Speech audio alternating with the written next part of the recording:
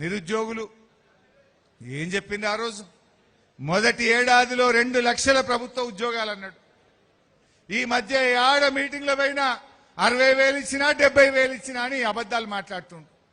మొన్న మేము అసెంబ్లీలో క్వశ్చన్ వేసినాం, రేవంత్ రెడ్డిని ప్రభుత్వం వచ్చినాక నువ్వు ఇచ్చిన నోటిఫికేషన్లు ఎన్ని, నువ్వు నోటిఫికేషన్లు ఇచ్చిన ఉద్యోగాలు ఎన్ని అని మేము అడిగినాం అసెంబ్లీలో.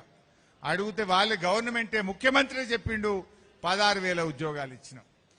బయట చెప్పేదేమో 68,000, అసెంబ్లీలో చెప్పింది 16,000 మాత్రమే ఇచ్చినాం.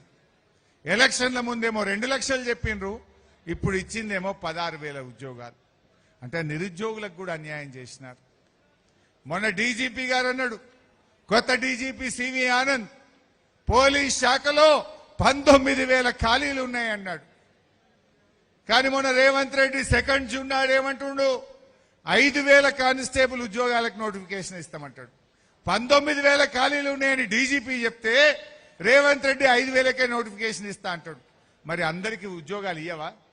ఖాళీలున్న ఈ నిరుద్యోగ యువత ఎన్నో ఏళ్లకు ఎదురు చూస్తా ఉన్నారు. ఆనాడు కేసీఆర్ గారు ఒక్కటేసారి 17,000 కానిస్టేబుల్ ఉద్యోగాలను నియామకం చేసిండు, నోటిఫికేషన్ ఇచ్చిండు. 17,000 ఖాళీలుంటే 17,000 నింపిండు కేసీఆర్. మరి నువ్వెందుకు నింపుతలేవు? 19,000 ఉంటే ఎందుకు 5,000 వేస్తా అంటున్నావు? నిన్న చిక్కడపల్లి సెంట్రల్ లైబ్రరీలో, దిల్సుఖ్ నగర్ లో పిల్లలు రోడ్ల మీదకి వచ్చి 19,000 ఉద్యోగాలకు నోటిఫికేషన్ చేయాలని ధర్నాలు చేస్తే ఈ రేవంత్ రెడ్డికి చీమ కుట్టినట్లేదు. ఎలక్షన్ల ముందు ఏమన్నాడు, ఉద్యోగాల నోటిఫికేషన్లు ఇస్తే అప్లికేషన్ ఫీజు ఉండదు, ఫ్రీ అన్నాడు. ఇప్పుడేం చేసిండు? 400 ఫీజు ఉంటే 800 చేసిండు, డబుల్ చేసిండు.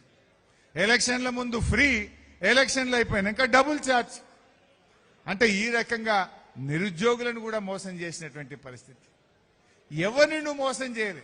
రైతులకు మోసం, మహిళలకు మోసం, విద్యార్థులకు మోసం, నిరుద్యోగులకు మోసం, అన్ని వర్గాలకు మోసం చేశాడు. ధరలు మాత్రం పెంచుతున్నాడు. మొన్న రిజిస్ట్రేషన్ ఫీజు పెంచిండు.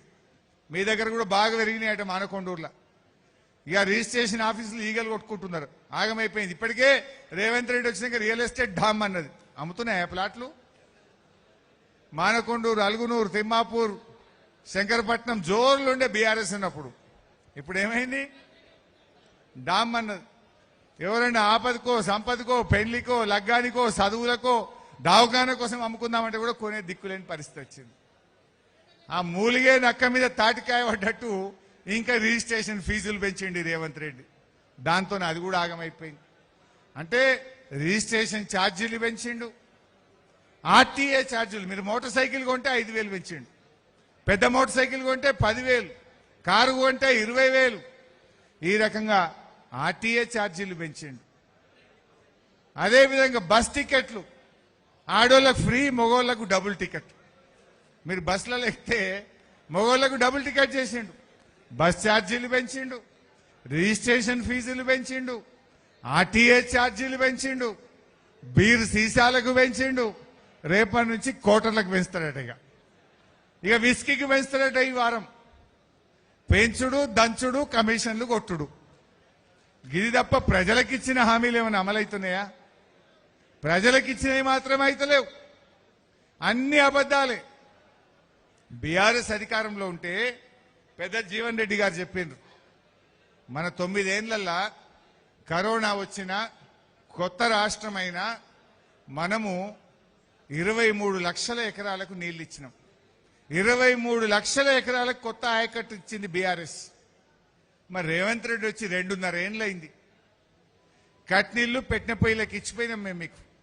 ఇప్పుడు మన అంతగిరి ఉన్నది, రిజర్వాయర్ రెడీ, పంపులు, మోటార్లు, కరెంటు, మెయిన్ కెనాల్స్ కూడా తవ్వినాం.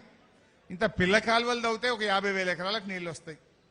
గౌరవెల్లి రిజర్వాయర్ పూర్తి చేసినాం, దానికి కాలువలు తవ్వితే 1,00,000 ఎకరాలకు నీళ్లు వస్తాయి.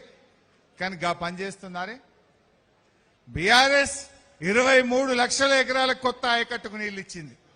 మరి ఈ కాంగ్రెస్ 2.5 సంవత్సరాల్లో ఎక్కడన్నా 2 ఎకరాలకు నీళ్లు ఇచ్చిండ్రా? ఇస్తే ఎక్కడ ఇచ్చిండ్రో చూపియాలని చెప్పి నేను డిమాండ్ చేస్తా ఉన్నా. కరీంనగర్ జిల్లాలో ఎక్కడిచ్చిండ్రు? అన్ని అబద్దాలే. మిడ్ మానేరు మేమే కట్టిమన్నారు ఒకసారి అసెంబ్లీలో. మిడ్ మానేర్ మేమే కట్టామన్నారు. నేను లేచి ఉతికినా, అరే మిడ్ మానేర్ మీరు కట్టలేదురా నాయనా, ఇగో గింత కాంక్రీట్ మేం చేసినాం, ఇగో గింత మట్టి మేం చేసినాం, గిన్ని వందల కోట్ల రూపాయలు ఆ మిడ్ మానేర్లో మునిగిపోయిన కుటుంబాలకు బీఆర్ఎస్ ఇచ్చింది, పలాన్ డేట్ నాడు మిడ్ మానేర్ పూర్తి చేసింది మేము, మిడ్ మానేర్ కింద నీళ్లు ఇచ్చింది మేమని చెప్పినాం. నోరు మూసుకున్నారు. అంటే అబద్ధాలు చెప్తే వీళ్ళకి ఏం తెలుస్తుంది, తయారు ఉండరు అనుకున్నారు. కానీ లేచి నిలబడి అసెంబ్లీలో నోరు మూపించినాం కాంగ్రెస్ వాళ్ళు. ఈ రకంగా కేవలం అబద్ధాల పునాదుల మీద వచ్చింది. అయితే మనం విశ్వాసం ఉండాలి కానీ అతి విశ్వాసం ఉండద్దు. ఎస్ఐఆర్ అనే ప్రోగ్రాం వచ్చింది.